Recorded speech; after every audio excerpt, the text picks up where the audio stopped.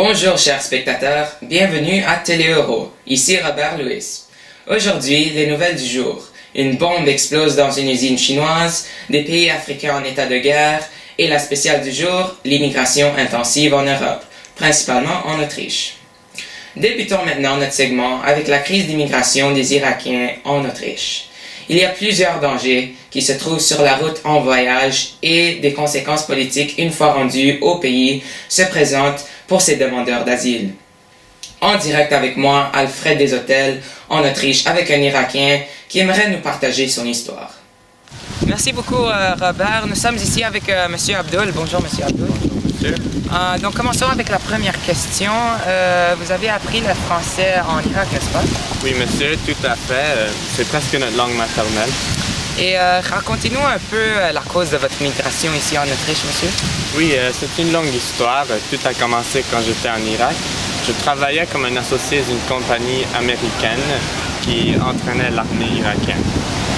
Je suis donc devenu une cible pour des groupes extrémistes et ma maison a été bombée. Et même après avoir déménagé à l'intérieur du pays, je n'étais pas sauvé.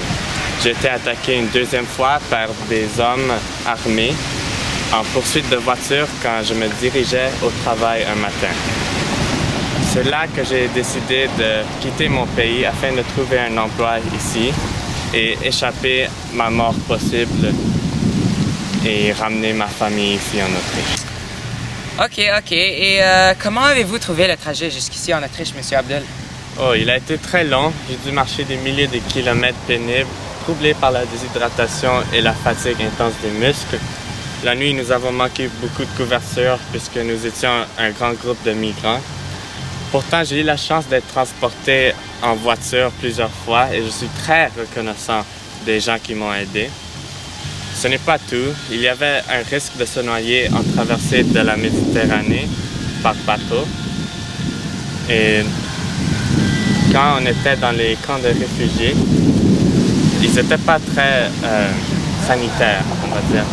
Et il y avait beaucoup de maladies qui se répandaient, comme le choléra. Et puisque les gens étaient mal nourris et ils n'étaient pas vaccinés, il y avait beaucoup de maladies, oui, qui se répandaient. C'était horrible. Et comment vous intégrez-vous ici en Autriche, Monsieur Abdul? Oh, c'est assez compliqué. J'ai eu beaucoup de difficultés à apprendre l'allemand et à me trouver une place où me loger. En fait, ça aurait été plus long à trouver une place où me loger si mon cousin qui vivait déjà ici ne m'avait pas aidé à trouver une place. Ça fait presque un an que je suis ici et je ne trouve pas encore d'emploi, surtout à cause de la crise économique, je crois. Cependant, le gouvernement sait que si je retourne en Irak, j'ai une chance de mourir, donc il m'offre la protection ici. Merci beaucoup pour votre temps, Monsieur Abdul. Merci. J'espère que mon message soit bien répandu pour que notre situation s'améliore. Donc maintenant, vous voyez que le procès de devenir réfugié, même ici en Autriche, n'est pas facile et nécessite beaucoup de temps et de support par le pays d'accueil. Il faut se penser chanceux et de ne pas devoir quitter son pays et endurer ce que notre cher Michael a dû. Cependant, il faut tenir compte des pensées du pays d'accueil et sa position sur la situation. L'Autriche reçoit couramment beaucoup de migrants et ce nombre semble augmenter depuis 2013, passant de 17 000 à 24 000 en 2014. Vers la fin de 2015, 90 000 personnes ont demandé asile en Autriche. Justement, ce nombre qui nécessitait d'augmenter provoqua un changement d'idée au gouvernement qui restreint le nombre d'accueils à 37 500 pour 2016, car il sera trop difficile de les intégrer et les trouver un emploi. Passons maintenant à Christophe Müller, qui est un étudiant de la langue française ici en Autriche, à l'Université de Vienna, et qui nous racontera plus en détail la politique d'immigration du pays et son point de vue de l'immigration des Irakiens. Alors, Monsieur Müller, pourriez-vous nous expliquer un peu ce qu'est la politique d'immigration ici en Autriche, ainsi que le point de vue des Autrichiens par rapport à la situation courante? Alors, selon quelques recherches que j'ai faites dans mon temps libre, j'ai découvert que le marché du travail ne peut pas être composé de plus de 8% de personnes migrantes d'un pays. Ainsi, ce nombre serait sûrement à risque si le nombre de demandeurs d'asile continue à monter. J'ai même lu que les camps de réfugiés débordent déjà de personnes, ce qui confirme qu'il y a beaucoup de migrants et que cette politique est en péril. C'est probablement la raison pour laquelle le gouvernement limite le nombre de demandeurs d'asile. Très intéressant, Monsieur Muller, mais avez-vous entendu des cas de viol ici en Autriche par les immigrants? J'ai entendu parler de ce viol et j'en suis dégoûté.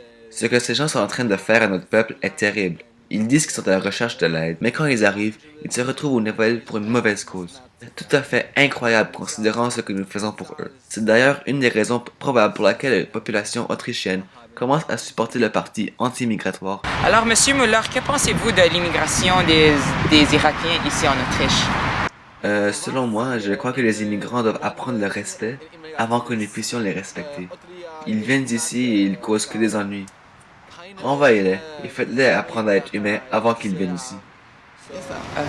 Merci beaucoup, Monsieur Muller, de nous avoir accueillis et à la prochaine. Ceci conclut notre spécial du jour. Nous poursuivrons, après la pause, avec l'explosion dans l'usine de plastique en Chine.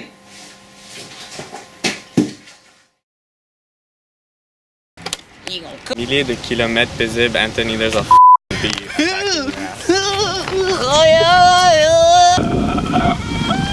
À l'université de Vienna. What are you doing?